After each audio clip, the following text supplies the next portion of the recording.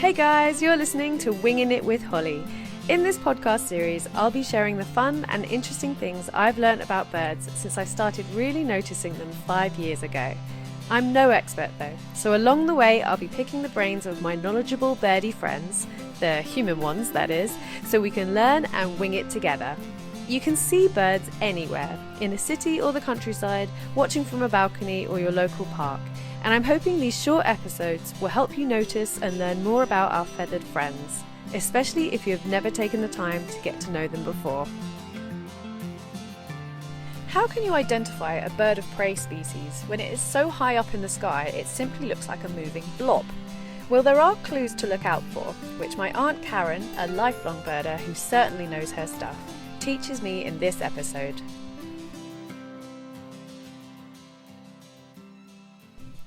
So before we crack on with this episode, I just wanted to explain and apologise for the bad sound quality coming from my mic in the first half of this episode.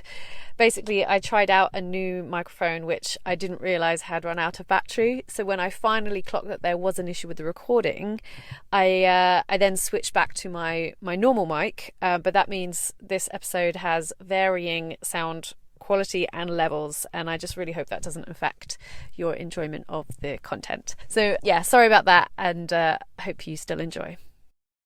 Okay, so to the untrained eye, birds of prey, they kind of look like just blobs in the sky, unidentifiable moving blobs. That's certainly how I used to feel. And I've witnessed experienced bird watchers see these birds in the distance and know exactly what they're looking at, and that's because they are able to identify them based on their shape, based on the way that they fly, based on their size, the sort of kind of aerodynamics of their wings and things.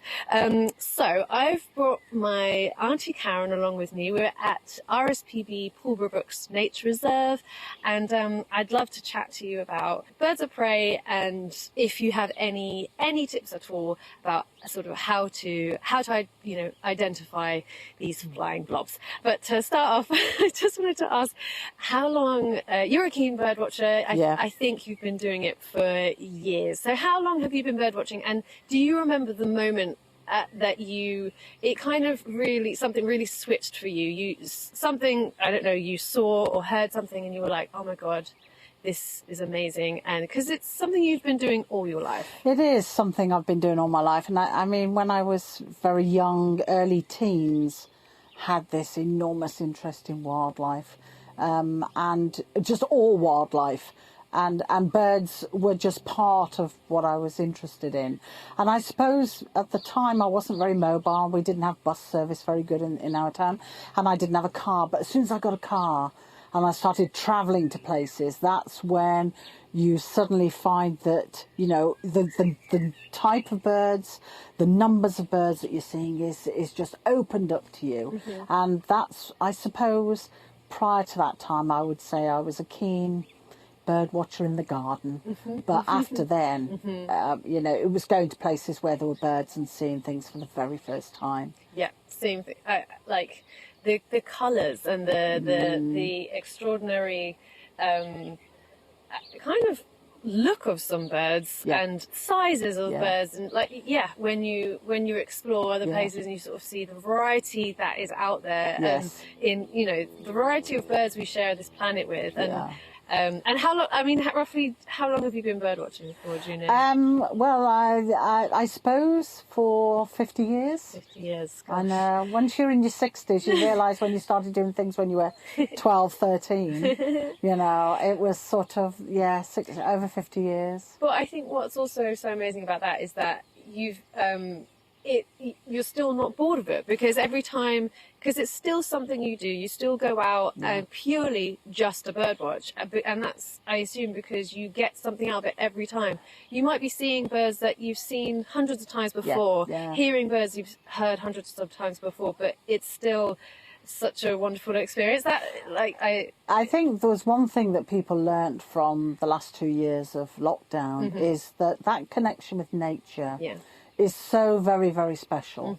And I do feel sorry for people who don't get that regularly, because in a way it's uplifting. Totally. It restores your soul. Yes. It really is. It is amazing. It is so exciting. Do you think it's possible to narrow down your favourite bird just to one bird, just for the sake of this episode? I'm sure you've probably got a top 10, but what if you could just give me one bird that I absolutely love. Yeah. I think one of them has always been the tawny owl. Okay. Tawny owls have always been my favourite. I do love them, and if I ever see one, it's so exciting. But the trouble is, it's like asking the favourite film. I know. It's almost like as the years go by, the favourite seems to change with every year, doesn't it?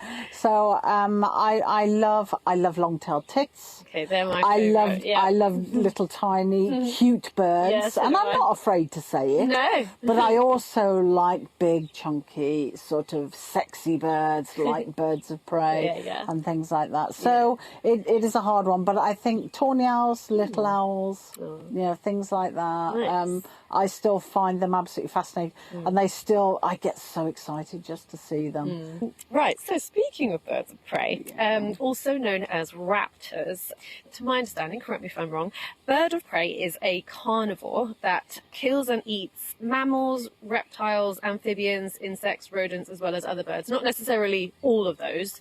And also many birds hunt, kill and eat meat, but they may not be raptors or birds of prey. So for instance, a heron eats fish, but it's not a bird of prey. No. But there are 3 distinguishing traits that make raptors, or birds of prey, different from other birds. Hooked beaks with sharp edges, feet with sharp curved claws or talons, and keen eyesight. So generally, I think birds of prey, they tend to be like, you look up and they're up there, right? Yes, the thing about birds of prey is that whenever you see them, they're often high up in the sky. Yeah. They're often quartering fields, or they're going around in circles. Yeah. They're often on their own because they're not particularly sociable. Yeah. So what you're often seeing is a dot in the sky. Yes. Or something moving very swiftly. But you're not going to see it in a flock. No. You're going to see it on its own, and it's going to be soaring, quartering fields, because most of the time they're actually looking for something to eat. Yes. When they've eaten, actually most birds of prey sit around for an awful long time doing nothing. Right. So it's not like they take a fly just for the fun of it. They actually, so if you see them flying, they're invariably on their own. They're invariably going round in circles, or they're keenly hunting something. Yeah. They're obviously looking for something.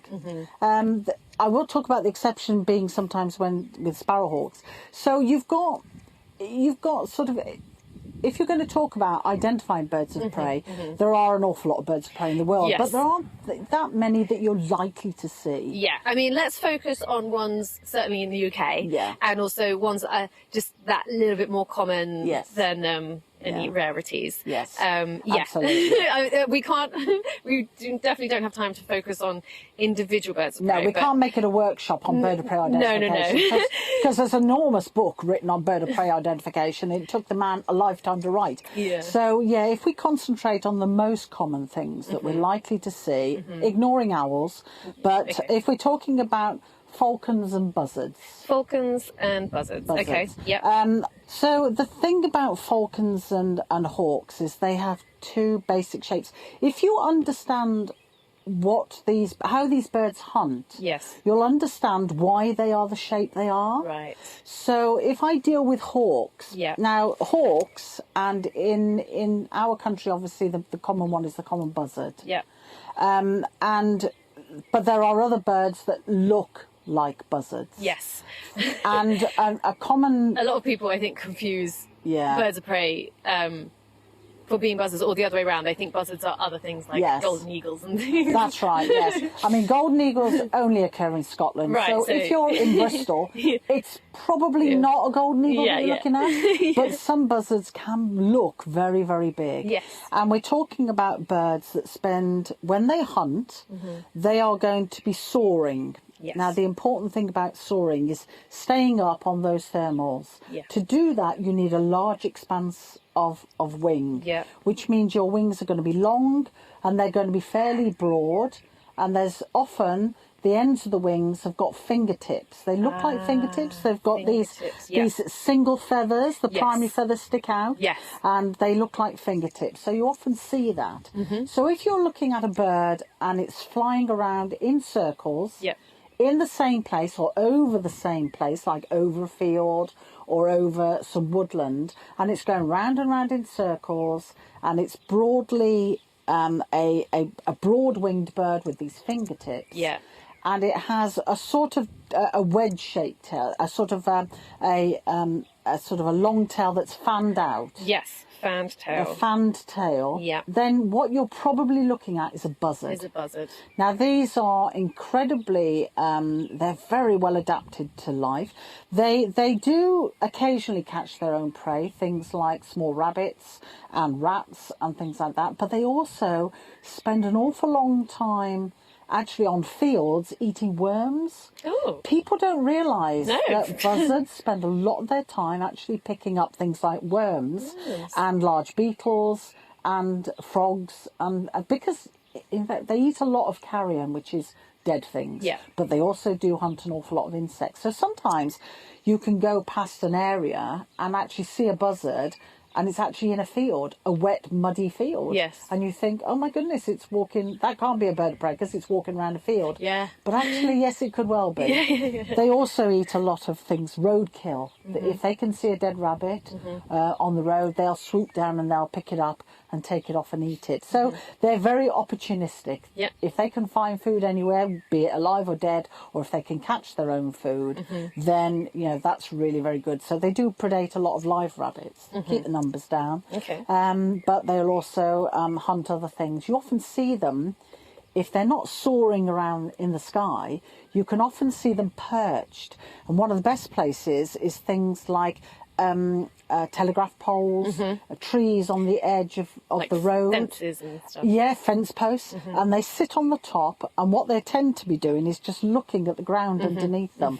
And they're probably looking in the long grass because they're after small mice, voles, rats, things like that. Yeah. And they will then look at those and then jump down and actually catch them. Okay. So that's a sort of, that's the most likely bird you're going to be seeing. Yes. And the one thing that you're likely to confuse the buzzard with is the red kite. Yes. Now, we're going to talk about red kites, I think, in another programme. Yeah. But the thing about red kites is a lot of people, even if they didn't know birds very well before, know that the red kite has been subject of a reintroduction programme. Right. They are now all over the country. Yeah. And these birds are incredibly resourceful.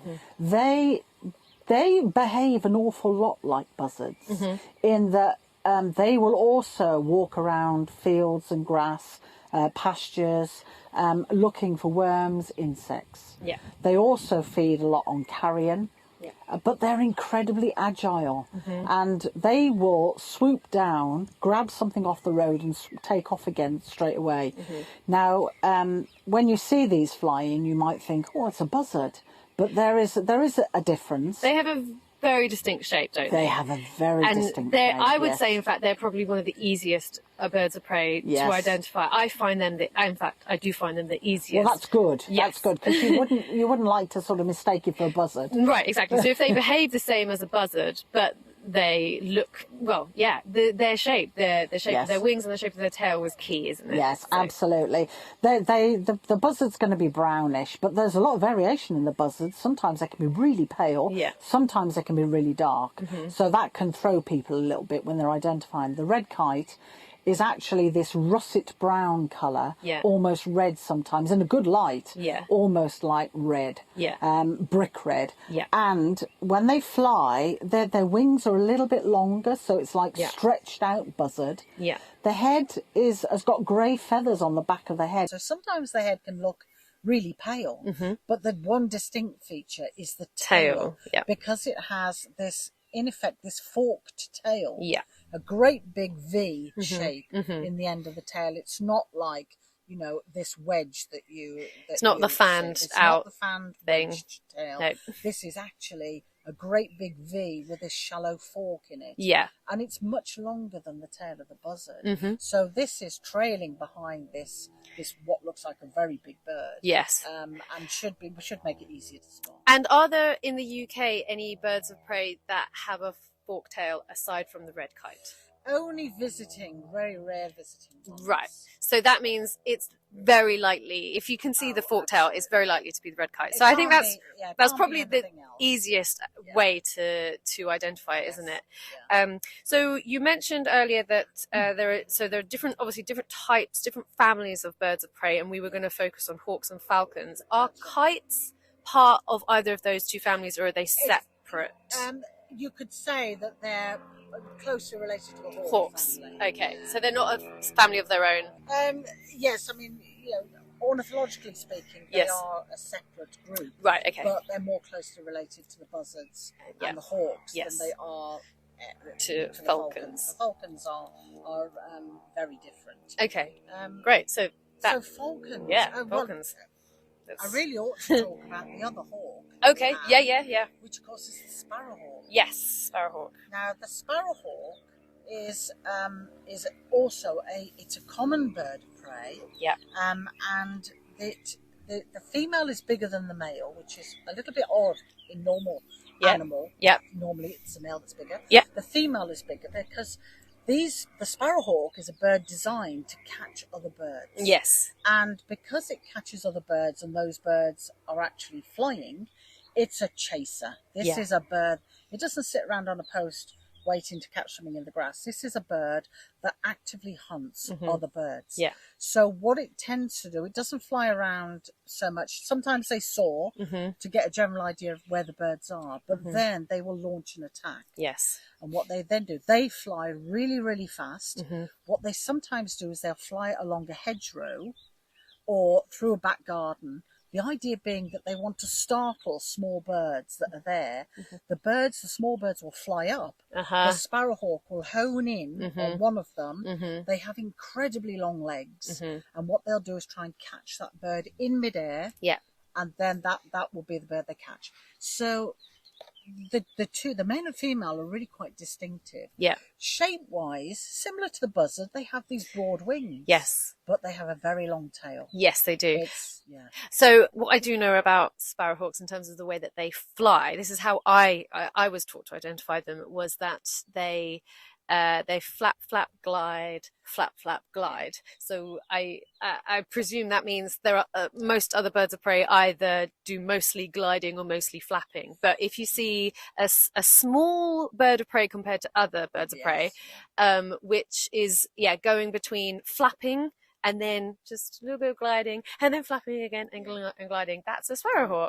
Yes, that's when it's going in a straight line, generally. That's when it's going somewhere. Yeah. Often the first time you see the sparrowhawk, it's flying around in the air, often on its own, going around in circles. And what that's doing is it's looking for somewhere where it can come down, where it spots birds, where it can come down and launch an attack. When they launch the attack, they then fly really, really fast. Maybe along a hedgerow or into an area where they've seen birds in the hope of frightening them. So they take off, fly up into the air, and they then have an opportunity to grab them in midair. I mean, it's really quite spectacular because that's all they're designed to do. They fly really, really fast, catching small birds. Now, the female sparrowhawk is a bit bigger than the male, and she will tackle something as big as, say, a collared dove.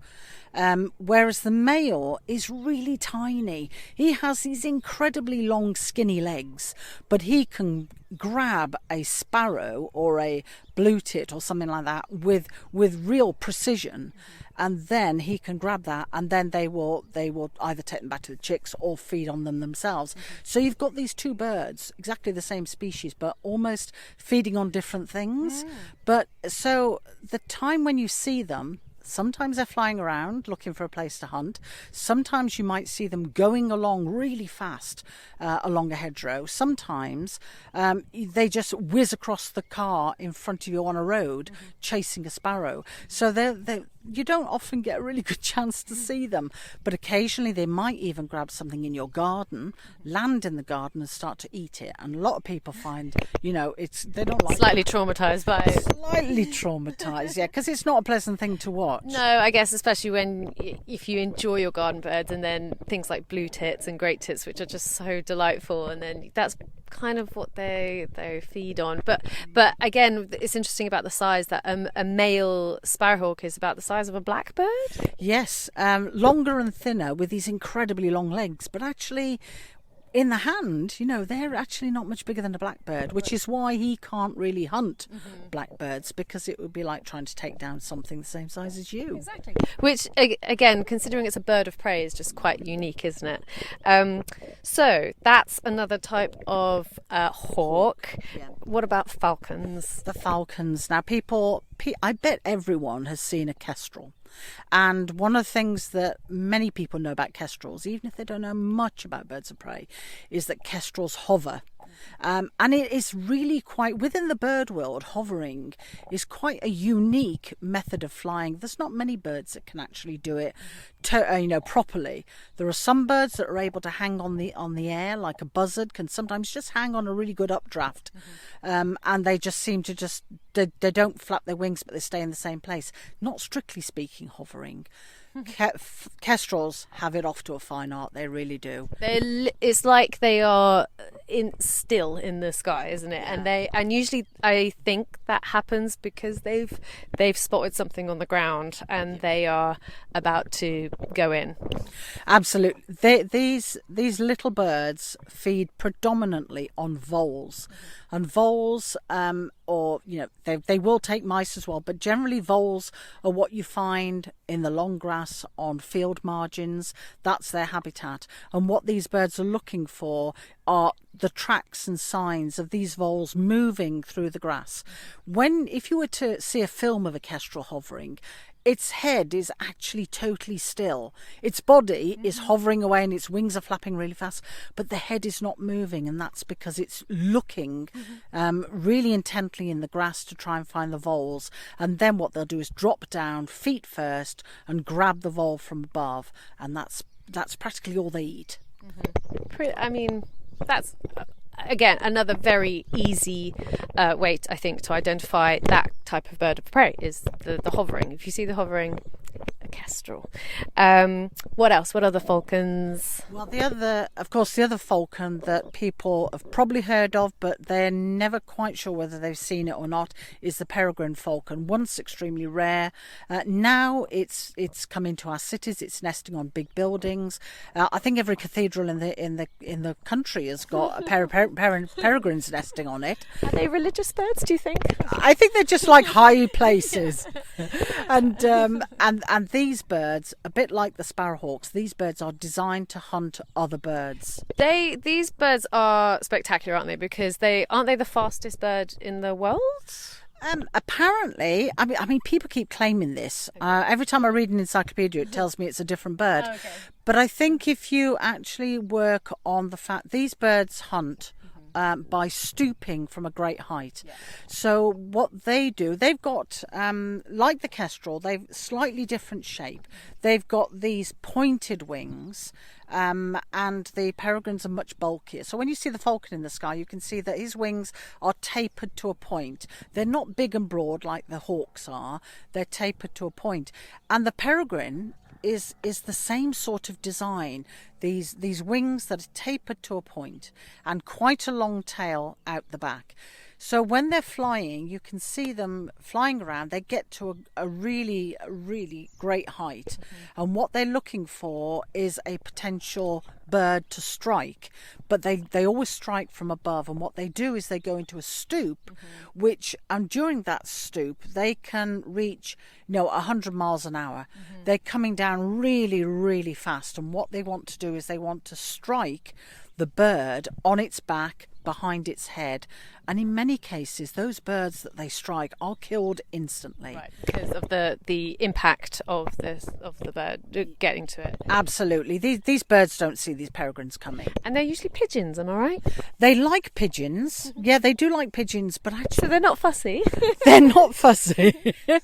But the thing is, I always remember that we have peregrines nesting in my hometown, and they're often on the cathedral building, and there are lots of pigeons there as well, and people are saying, but why haven't they eaten all the pigeons? And that's primarily because the pigeons are sat on the cathedral as well. Right. And the peregrine is designed, like the sparrowhawk, to take these birds in flight. Right. So they don't fly up and snatch them off the cathedral roof. Yeah, or start a fight with them on the same. Yeah. They have to get up to a higher altitude and come from that angle. And of course, if the pigeons are on a building, that also doesn't work because they need to be in flight. The pigeons need to be in flight, I assume. Absolutely, for the hunting technique of peregrines to they need to work. They will only take things in flight. And there have been pictures of peregrines sitting on their nest platforms on a cathedral, and there's a pigeon sitting nearby, and they take no notice of it because they're not in a position to actually hunt it, short of walking up to it and just jumping on it. But I've never seen anyone film that. But yeah, they're designed to hunt things that are also flying, and they are incredibly agile. So if there is a chase, if there is a bird trying to get away from them, they will pursue that bird and they will try and catch it because they are so fast.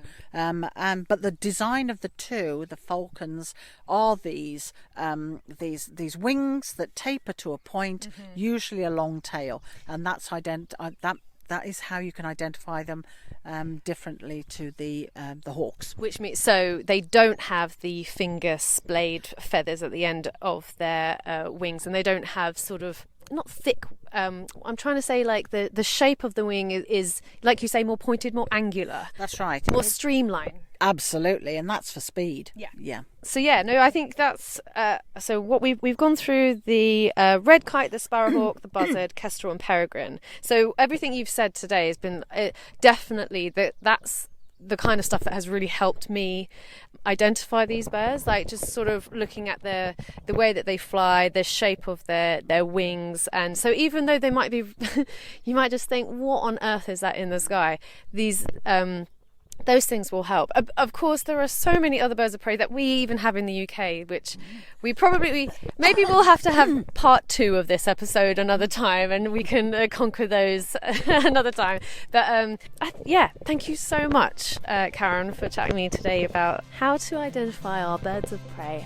I hope to have you on again another time, and thank you so much. You're welcome. Bye-bye. Thank you for listening to this episode.